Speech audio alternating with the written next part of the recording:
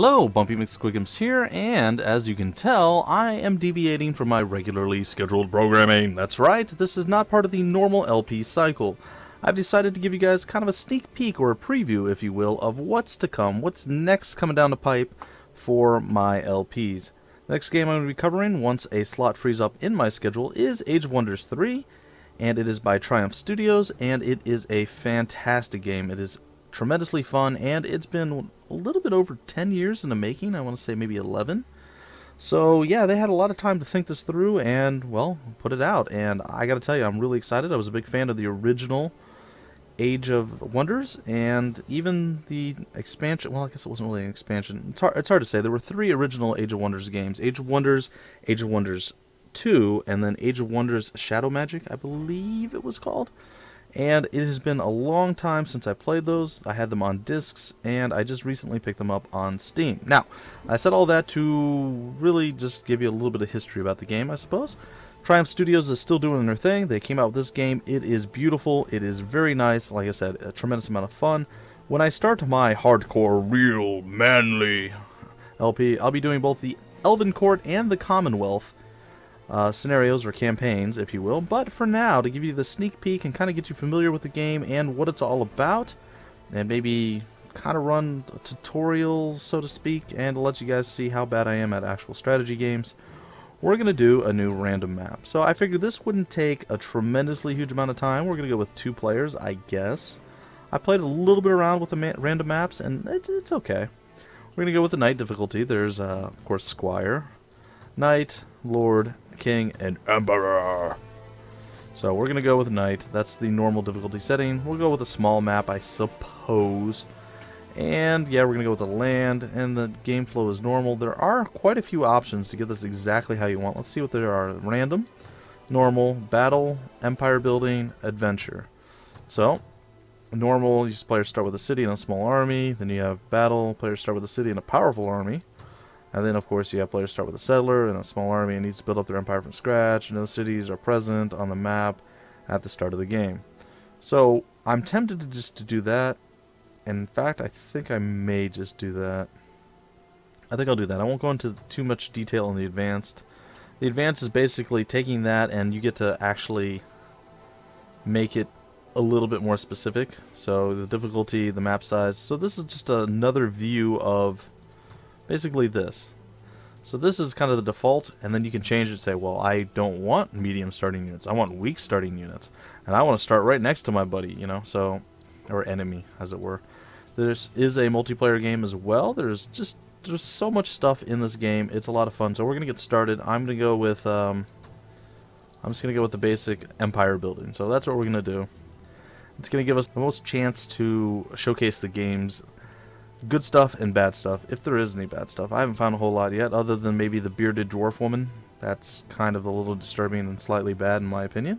You have all these random heroes of all these random classes and random races, and it's very mind-boggling and terrifying. But maybe we could sort it a little easier. And there's different races. There's the high elves, the humans, the orcs, the goblins, the dwarves, and the draconians. I really don't like the goblins from what I've played. But just the idea of playing a goblin is actually pretty funny to me, so I think I may actually roll out with a goblin. Echo the Explosive, he's a dreadnought. Now, I'm not going to read all of this stuff right now, but I'll give you a rough idea from what I can understand. It gives you usually a brief description at the top here of what each class does.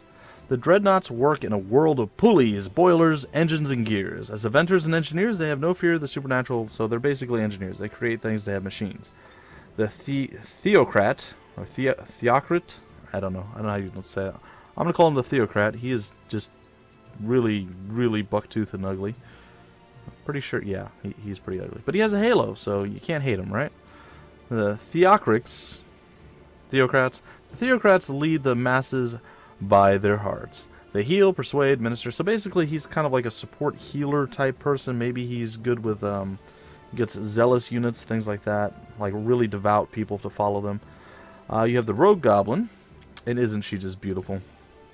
If I were to want to marry a goblin, it would totally be her, but I don't. Rogue lords are masters of stealth, manipulation, and theft. Any foolish citizen who makes trouble disappears. So, rogues basically do what you would think they do. They're easy to hide it's easier for them to hide their troops on the map, get into position. They do like backstab damage better, things of that nature. Alright, then we're going to look at the Archdruid Goblin. The Archdruids lead from natural sanctuaries and remote locales. Their cities are natural, self-sufficient places founded on the bedrock and balance. I'm not 100% sure what they do. I would assume they're kind of like the Theocrat, but more nature-oriented. Whereas he's probably focused... See, I'm not 100% sure what all these things do, because there's just so much of this game. It's impossible for me right now to know everything that each one does. But basically, I think it uses like nature magic, some healing. This one probably uses more diplomacy, healing, maybe control magic. And then there's these different actual magic circles that they also control. The Sorcerer Goblin, as you can imagine, is a wizard. It says Ancient Wizard Kings.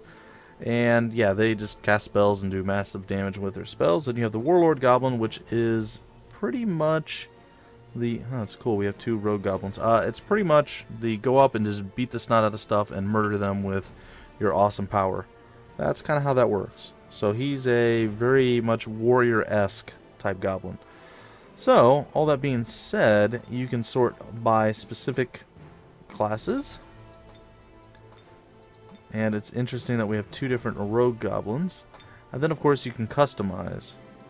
So you can customize a new one, and you can select your race, which is all pretty cool stuff. I'm probably just going to go with one of the pre-made ones. But it shows you the different specializations of magic. So you have the Adept of Air, you have the Adept of Water, Creation, Destruction, an Expander, an Explorer, and the Master of Earth. So Creation is a good aligned thing, and Destruction is an evil aligned. So there are alignments, and again, I haven't played enough that I know a huge amount about these things, but they seem to affect whether or not certain neutral parties like you or dislike you, whether you're good or evil. And the different parties have different tastes. So some will like you if you're evil, some will like you if you're good. Now, I've never played an Archdruid, so I think I'm going to go with an Archdruid Goblin, though that does seem a bit, I don't know, kind of wrong, but that's fine. We're going to start with that. So we're going to be Tana Boslarf. There we go. So here we go. We're going to generate a new world, and I'm sorry for the long intro, guys, but it had to be done. So here we go. And our rise to power begins. Why do I feel like our name has changed? Well, we are an Archdruid. Okay, so our name changed to Wazul the Jagged. Alright, so let's take a look over here. Let's kind of look over the interface right now. So you have the overview panel, which I never ever use for anything, but I guess it tells you your different quests and things, and cities and resources, and armies and leaders and heroes and active spells, and all these things that are probably very important and I should pay more attention to. I tend to be able to find everything I need on the solo map here, which I want to show you some cool stuff about that. Alright, so here are the missions that you have. Protect your city, protect your leader in your throne city. Then you go to Allied Victory, and you can win the scenario while maintaining your alliances, which is always nice. You don't have to turn on your allies. And you have to kill all rival leaders, and make sure their throne cities are captured. That's all well and good. It's simple enough, and it makes sense, right? So then we look at cities. We have none at this point because we have a settler, and we have to place our city, which is always fun. We have no resources to speak of. Here are the armies that we have right now. We have this leader and or hero, and our active spells are there is none. We have the diplomacy menu, which I've actually never opened before, which is pretty cool. I just tend to fight everything and murder them a lot, so that's kind of my thing. That's what I do. And then if you have any questions or you need to look up something, which I have used several times already, you can take a look through the pretty much the encyclopedia of Age of Wonders. So all good stuff. Then you have your gold, how much you're making each turn, which is not good because we're spending more than we're making, how much mana you have and how much is coming in, your current knowledge points, and how much you can use to cast each day, or each turn if you will. So we have 20 out of 20. If we cast a spell that uses 10, we'd have 10 out of 20. So all stuff to keep in mind. We have an event history. There really hasn't been much in the way of events. These are the things that pop up down here in the bottom right, and we will deal with that in a minute. Map settings. Oh, you can see the hex grid? Really? I didn't know that was available.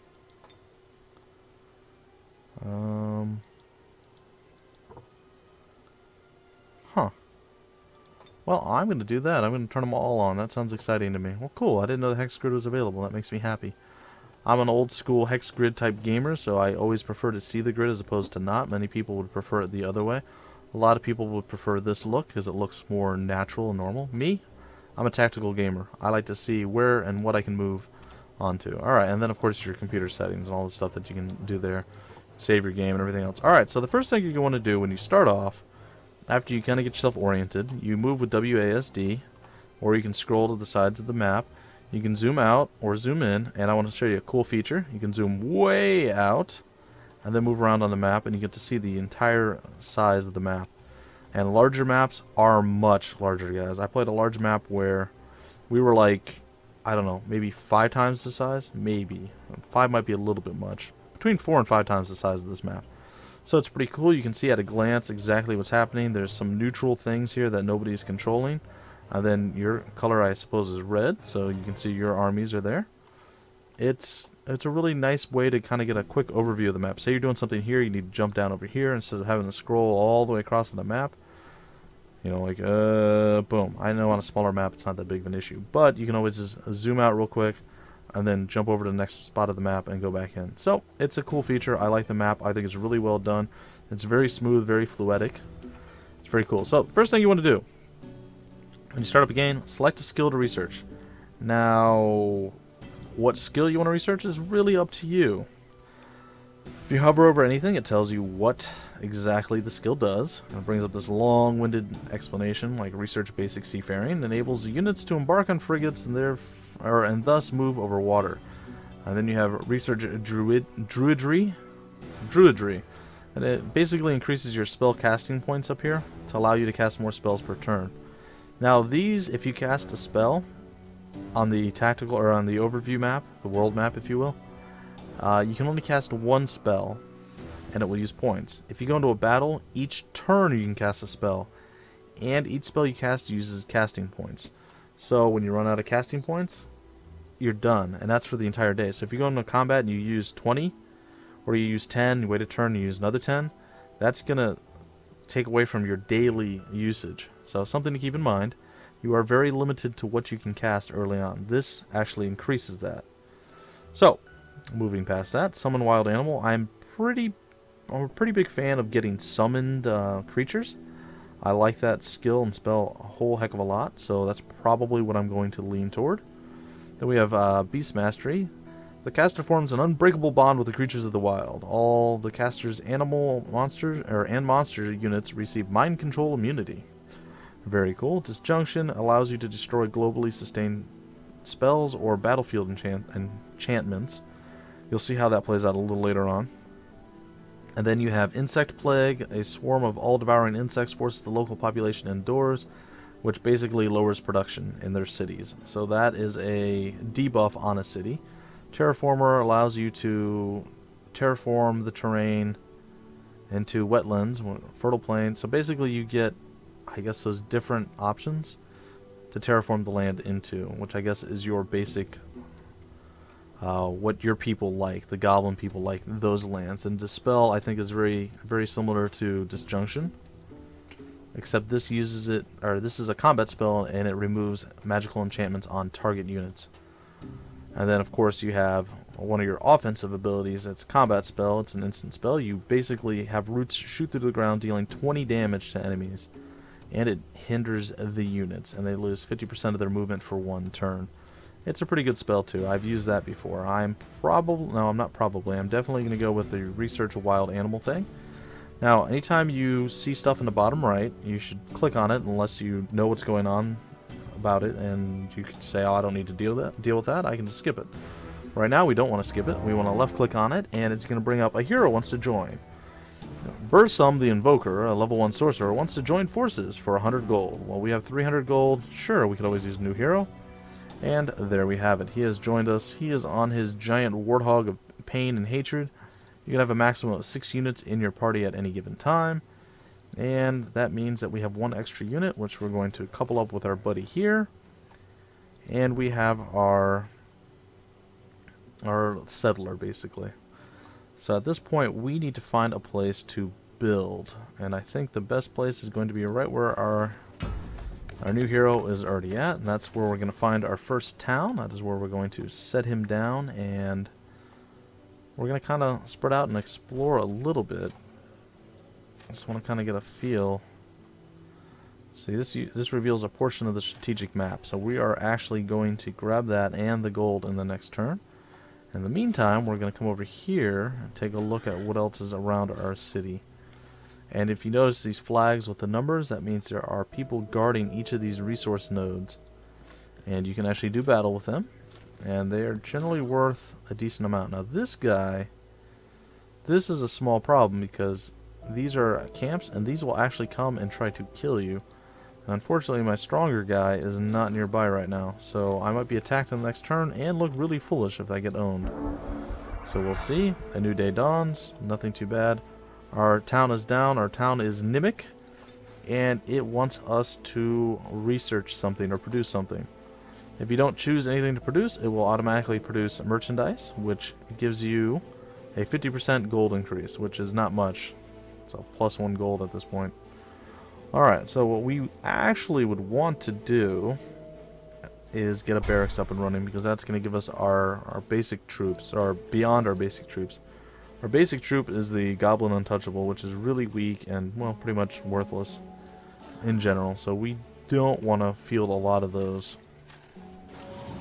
Alright, so that revealed a very far away place, ironically enough. That's kind of weird. Generally it's closer to where you're at, but hey, I'll take it. Alright, and that is a production resource. It adds a free city upgrade to your closest city. So anytime you find these strategic map upgrades, always run over and grab one of those if you can. There's gold to be found, there's population increases, there's... Wait, what is this over here? It's not going to tell me. There's population increases, there's mana laying on the ground, gold, I think I already said. Then there's these actual production resources that give you free upgrades in your city, as well as knowledge increases, which allows you to like instantaneously learn some of the spells and things. So there's a lot. So this army still needs orders, and unfortunately we're not going to go any further east. So we're going to take a look down here. There is a group of people guarding the watchtower. Watchtowers give you a little bit of extra vision, so you can see a bit further out, which is always nice. There's a refugee camp here, and this will give us an additional 904 population for your cities. Now, what do populations for your cities do, you might ask? Well, let's take a look. We click on the city. It shows that we have 1,054 population. We're growing at 360 per turn. So to get to, I believe that's what it is. So to get to the 3,000 mark, we need 6 turns before we get there. And then the town will grow, and this little box surrounding the town actually expands out, I believe is how it all works out. Those are my observations, and I'm pretty much going to call it as I saw it, and that's going to be it. So this is a trading post. I'm not sure what's done there. I don't know if I've ever come across a trading post. I have played several hours of the game, but I've played kind of the beginning quite a bit, just because I don't know, I was getting used to how the mechanics work and everything else. And I even played the first bit of the scenario, or the campaign mission, to make sure I'm not going to be completely, totally, and utterly incompetent in the game. So, a new day dawns. We're going to try to meet up with our other group of guys, and maybe take out something. Let's see here. Can't quite reach there. I think I'm going to sit here, and we'll try to deal with this one. So we're going to grab this. And there we go. We got the Archdruid Dolman built at the city of Nimic. It unlocks the production of class-specific units for this city, depending on Empire upgrades, which is really, really cool, because that enables... one sec, guys. I gotta find it here. I shouldn't cancel it. That enables us, once we're able to start summoning, or allows recruiting of class-specific creatures, we'll actually be able to recruit it already. That's one of the more expensive and longer research buildings to build, so that's actually a really, really big deal. Alright, that fully restored our movement. So we're able to, hopefully, no, we can't quite close to where I wanted to, which is unfortunate. So I guess the next turn we'll actually do a combat, and then we're going to be pretty much close to the end of the episode, ironically enough. It's been a lot of just preemptive doing stuff, but maybe I'll run down a couple more turns. We'll see. We'll see what happens, guys. We'll see. Alright, so we're going to end the turn. And Summon Wild Animal Research is done. What we're basically going to do at this point is actually click that. And then we're going to research a new spell. And here it is. We can produce the Hunter. So we're going to actually... Ooh, and Sunburst opened up too. Pray to the sun, mother of all nature, to pierce the enemy with burning rays from the skies. Deals 15 fire damage to target enemy army. Well, that's pretty cool. And I think that's... Yeah, that's a strategic map spell. So you can actually, if you see an enemy army, you can use that to like nuke them down. Which I gotta say is pretty awesome. Alright, we're gonna produce a hunter. That's what we're gonna do. Now the way you want to approach combat is the more armies you have and the better you are at surrounding or being within one tile of the army, the more people you get to bring into combat. So as you see, I have 2 people right next to this guy. We're gonna use this person to attack. And there's our main army, and then here's our secondary army. So that's the middle spot. Then all of these spots can actually be filled with armies, whether it's allied armies for him or allied armies for us. So it's a very likely victory, and we're going to go into it.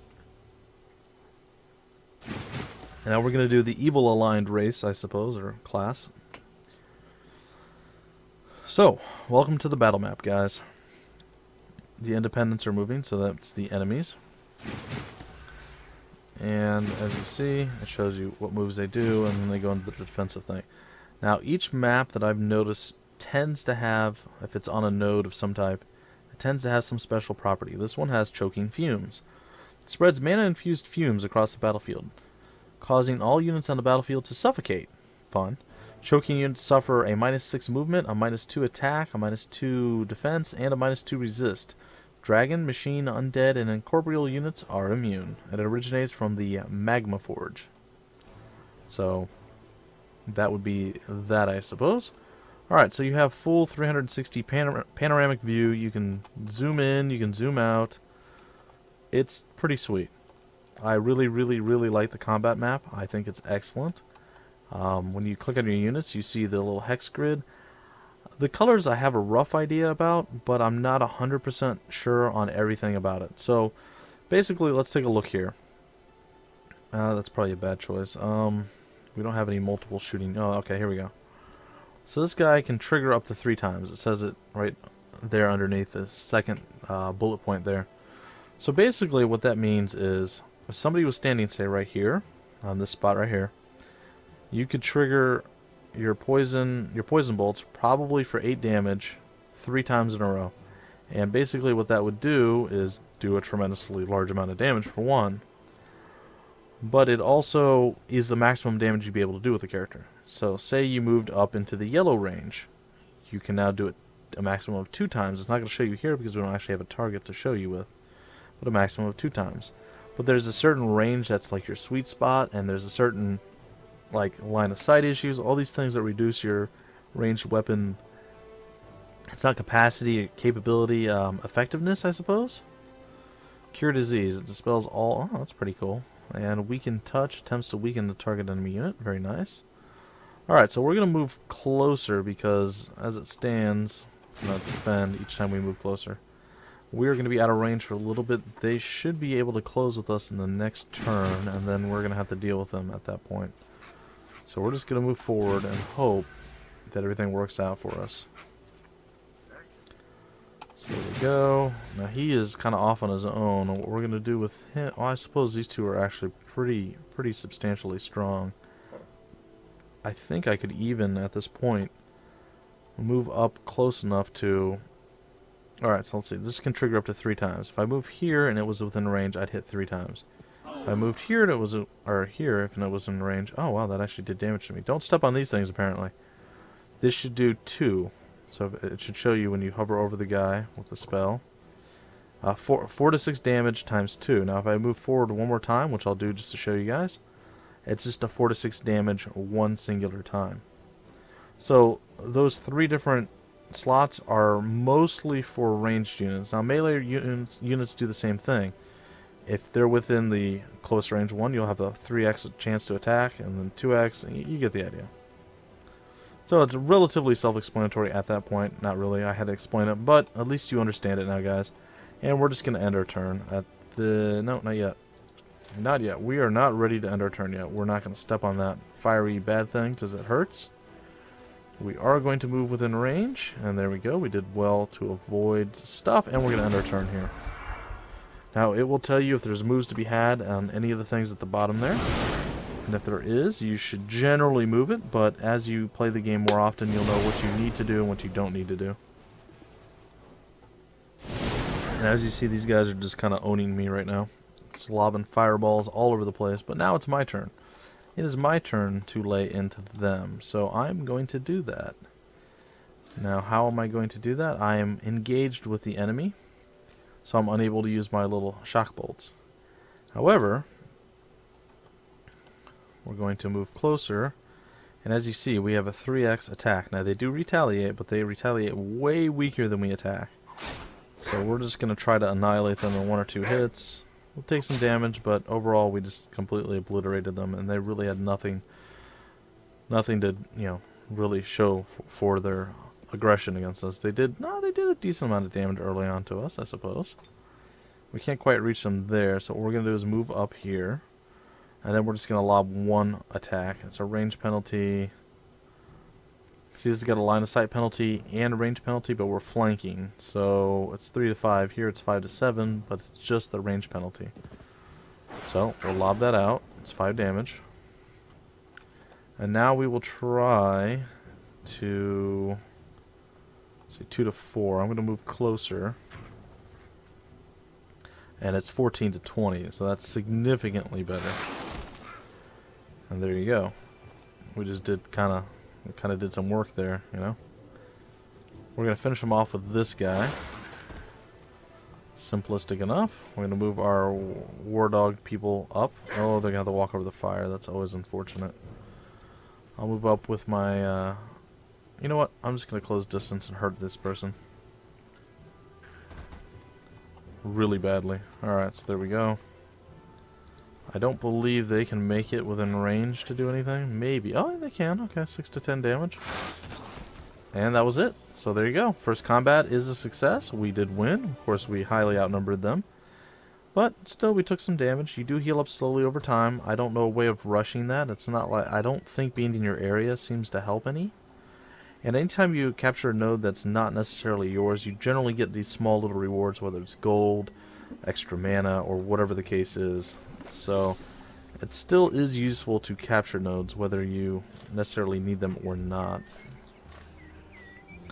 Alright, we're going to do one more battle here, guys, and then we'll probably break off the episode. Now, this is not going to be on a mana forge, so in theory, we're not going to have a really, really negative thing. This is a watchtower, so I'm assuming that there's going to be no specialty debuff going in this one. Yeah, and it doesn't look like there is. So these are goblins as well, and they're going to move forward. Now, those look like spear-chucking goblins, maybe? So if you want to know what enemies you're looking at, you can left-click on them. It shows you Goblin Marauders. If you want to find out more information, you can click up on their portrait at the top of the screen. And it shows you all the stuff that they have. Now, things to look for, if you just want to look at it quickly at a glance, you can click on them, and then it changes to them. As you see, all 3 of these guys are only melee. This guy is melee. This is one of the heroes. He has the ability to cast a spell, sort of, and he's got shock bolts. Goblin Skewer only has melee. Only melee. This guy has the ability to do the Poison Spit. This person also has Poison Spit as well as the Weakening Touch and the Cure Disease. So if you just quickly cycle through, you can see, okay, they have no ranged units. You can see their movement, and you can kind of judge how close you want to get and maybe set up for the next turn, not necessarily the turn you're in currently. So I think that's what I'm going to do. I'm going to actually back up one here. I'm going to force them to close with me a little bit more. and kind of get my troops into position so I can really just, I don't know, lay into them when they come forward. And that's going to be kind of my game plan here. So we're going to move everybody into range. He's going to have all the melee troops on his side over here. And he's pretty much going to have all the range. It's kind of weird how that worked out. I think the three of them can actually handle it. So I'm going to join this side with my main hero, Wazul the Jagged. Alright, and then we're just going to end our turn here. Now we could cast spells, but I don't really feel like wasting the mana. We don't have a tremendously huge amount of mana. And the casting points either at this point don't seem all that fantastic to me, so we're not going to do that just yet. Alright, so they move forward. They didn't actually get to accomplish anything other than closing distance with us. So what we're going to do at this point is I'm going to shoot him 3 times. So you click on your skill, or you press 1 through 5 respectively, and then you right click on the enemy to actually activate the skill that you have selected. Generally your attack skill, especially if you only have one, is auto selected. When you right click, it will automatically run over and attack. And there we go, we were victorious in that combat. Now I'm going to press 5, and there it is, and then when you hover over them, it says I'm going to have 3 shots doing somewhere between 6 and 10 damage each. I'm going to right click, and 1, 2, and 3. So he's pretty weak at this point. We can send our Goblin Skewers up, but I'd rather get these guys a little stronger if I can. They only, and if you hover over them, it shows they have 10 out of 35 health there. I'm going to do between 8 and 12. I have a pretty good chance, not an amazing chance, but a fairly decent chance to actually finish them off in one shot. Now, I can increase my odds a little bit, and I'm going to try that. Since they are so weak and we should be able to finish them in one shot, I'm going to get behind them to flank them. So now I do 13 to 19, but I only do it once. But their health being at 10 means I'm going to guarantee kill them, and they should not be able to retaliate, because I don't think they have first strike. So boom. I save myself a little bit of damage, or at least a little bit of risk of damage there. And that leaves these guys. They're all well within range. The enemy does have a 40% blight protection, which kind of sucks, but actually these guys look like they only spit one time. It's unfortunate. They should be able to spit multiple times, but maybe not. Maybe not these guys. So we're going to kind of hawk on all of them. And this guy, does this guy have anything? Okay, he can trigger up to 3. 5 to 7. Even if he got the maximum, he's not going to be able to finish these guys off. So that's kind of unfortunate. And I don't really have a solution to that, so we are going to eat some damage on this particular deal. Which makes me kind of sad. We can attempt to weaken him. Well, whatever. We're just going to roll out and do what we can. So 6 points of damage, 5 points of damage, and 6 points of damage. He shouldn't be able to kill any of our people, as we should be able to retaliate and finish him off immediately. So he's going to attack. He's going to do a decent amount of damage. We're going to retaliate. They're going to go down. And that's going to be the victory. But still, it's a risk. It is a risk. So that was a miscalculation on my part. Though I did some good moves, I also did some bad. And that's kind of the thing with this game. You're going to make mistakes, but you're also going to make some really good moves, and you're like, yeah, I just made a brilliant move right there. And then you're going to be like, oh, but I did something really dumb also. So as you see, being under, or in the watchtower, you have this giant chunk here, this giant hex, if you will, actually visible to you from the watchtower. So we're going to start moving our troops back into our town area. And I believe we're going to break off the episode in a minute. It says he requires orders. I don't know why he would require orders, but okay. So I think at this point, guys, we're going to break off episode 1 of my just random map. Well, I hope you guys have enjoyed this first look at Age of Wonders 3. I do plan to play this scenario out all the way to its very bitter end. Hopefully we win, but it's very possible that we may lose and die a horrible, horrible death.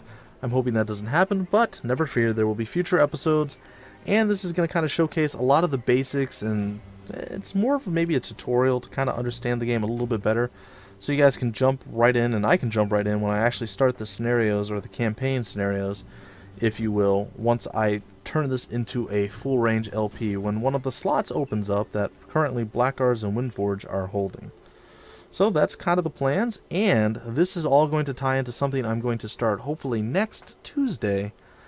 And, well, I'm going to let you guys wait to see what that is. I'm trying to think, is there anything else I need to tell you guys, brief you on, let you know about? I think that's going to pretty much do it. So, again, thanks for joining me. This is the first look at Age of Wonders 3. I'm a big fan. I actually absolutely love this game, and I actually think this game is a tremendous amount of fun. It's really well done, and it's well worth the wait of 10 years or more. So, I'll catch you guys in the next episode, which will be randomly thrown in. I can't promise any set schedule, but just look for it. I should be able to put out at least one a week, probably more, because I'm going to be really eager to play this game and just kind of bang out episodes. Until then, guys, my name is Bumpy McSquigums, and I will see you later.